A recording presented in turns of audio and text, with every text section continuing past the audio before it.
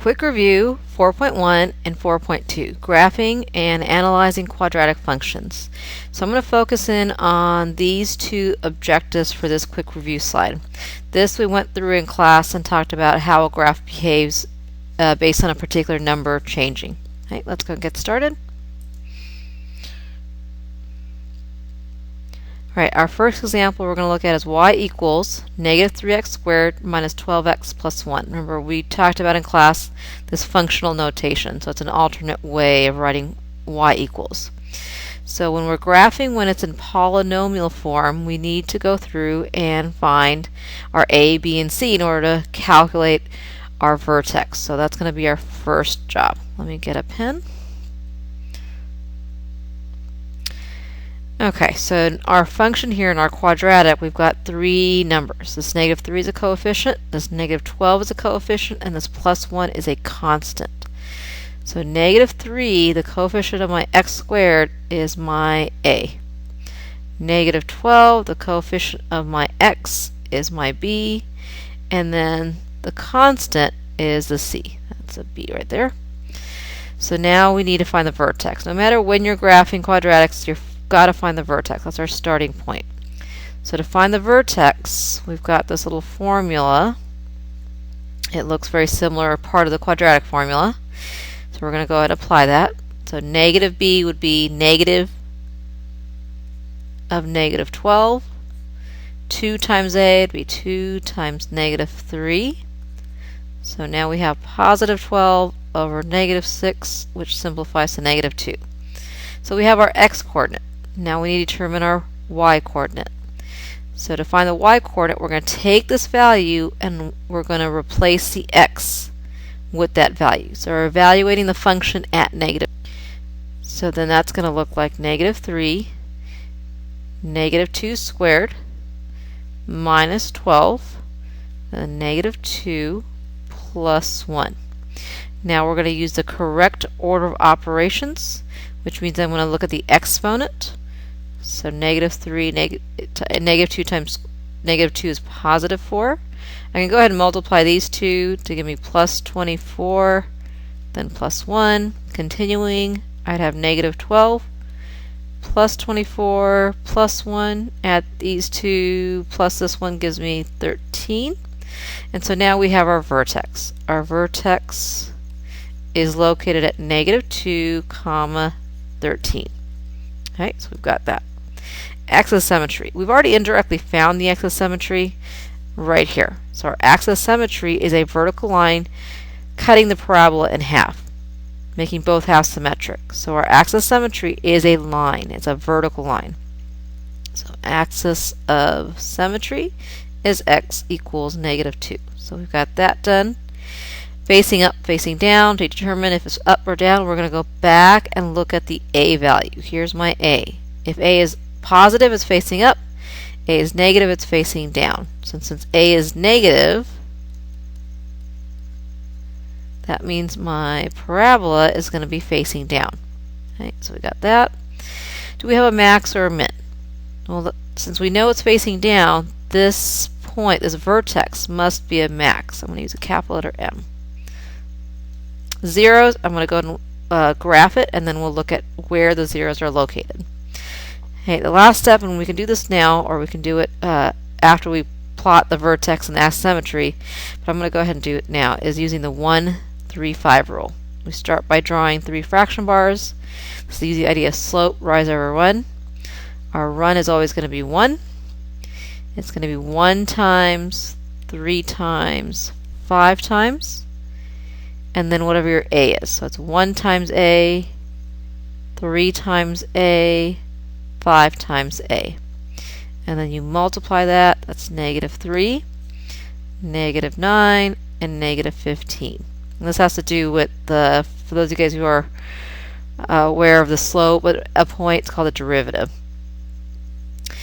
So even if you weren't sure if it's facing up or down, because we use this rise over run, or this 1, 3, 5 rule, you know it has to be facing down, because we're going down 3 over 1, down 9 over 1, down 15 over 1. So let's go ahead and see what that looks like. So I'm going to draw an XY axis, as straight as I can. So So that is my y-axis. Draw my x-axis. Let's draw it about here. Hopefully it'll fit.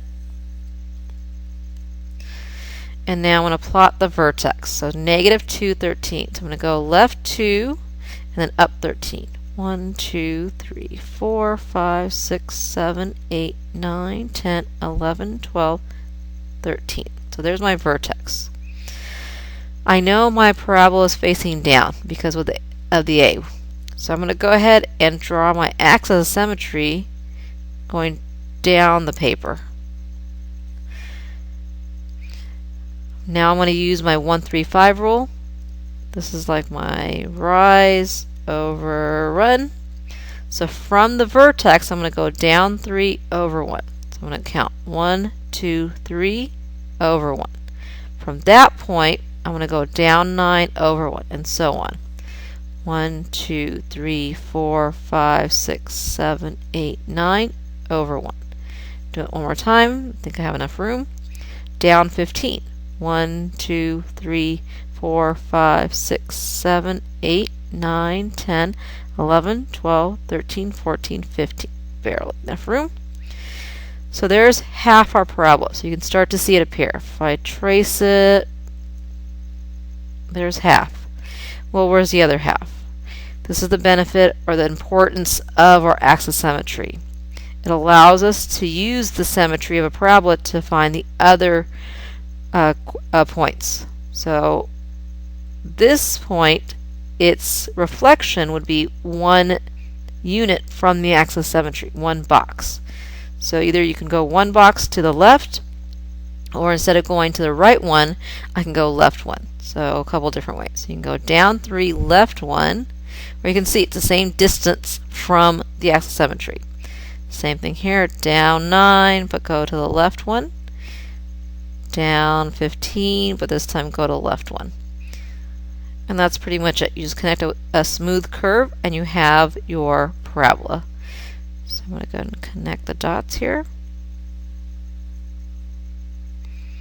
Connect those dots. And we have our graph of our quadratic. The last remaining question that we didn't look at was, where are the zeros? Well, what are zeros? Zeros are where the graph crosses the x-axis. So let me pull a different color. So here's my x-axis, here's my curve, and you can see clearly that those are my places, my points, where the graph crosses the x-axis. So my zeros, that one looks like about x equals 0 if we estimate that. Here's another one. We'll estimate that at, let's say, 1, 2, 3, call it about 4, negative 4. Okay, so that's how to graph a quadratic when it's in polynomial form. Okay, let's try another one where we're graphing in vertex form. Go back and choose my pen. All right. Okay, so now we're going to go through this one and we're going to graph this one where you can see it's in vertex form. So it does not look like the first one that we did. Okay, and again, keep in mind that instead of f of x, you can go ahead and call it y. So this one's actually easier. There's not really any work that we have to do in terms of calculating our vertex. We still have to go through and identify certain numbers. The a is going to be the number in front of the parentheses. So in this case, there's an imaginary 1, so our a is negative 1. Our vertex, you're going to take the opposite of this number, so it's positive 5, and you're going to keep this number because of the way the formula is set up. So there's no other work. We just need to jot it down. So our vertex is going to be positive 5, comma 6. Got our vertex. Axis of symmetry, well, once we have our vertex identified, our axis of symmetry is looking at the x-coordinate. So our axis of symmetry, and it's always an equation. It's a vertical line. X equals 5. That one's done. Is it facing up or down? Well, a is negative. Anytime a is negative, we know it's going to be facing down. So it's going to look something like that. And is it a max or min? Anytime it's facing down, this is the highest point, so it's a maximum. And then we're going to graph it to see if there's any zeros wherever it crosses the x-axis. Okay. Again, using our 1, 3, 5 rule, 3 fraction bars, the run is going to be 1. It'll be 1 times a, 3 times a, 5 times a. So that's -1, -3, -5. And we just have to go through and graph it. Let's go ahead and draw x and y axis and plot the vertex. Draw the y-axis, and then the x-axis. So this is my x-axis, y-axis, 5, 6 is my vertex. Go over 1, 2, 3, 4, 5, 1, 2, 3, 4, 5, 6. I know it's facing down because of the A, so I'm going to draw that dotted line, the axis symmetry going down, and then use my 1, 3, 5 rule. So I'm going to go down 1, over 1, down 3, 1, 2, 3, over 1, down 5, 1, 2, 3, 4, 5, over 1, and then draw its reflection points. So that would be there, and there, and you're done. Connect the dots with a smooth U-shaped curve, not a V, a U-shaped curve, and you have your graph of your quadratic, your parabola. Last thing is to find these zeros. So we look at, does it cross the x-axis? Well, it does. So let's locate where it crosses the x-axis. Draw a dot there, so there's a 0, and there. And we're going to approximate it. So x equals, let's see, that's 1, 2, 3, 4, 5, 6, 7, it's about 8. This one is 1, 2. So my zeros would be located at 2 and 8. Okay, so that was quick review for graphing quadratics.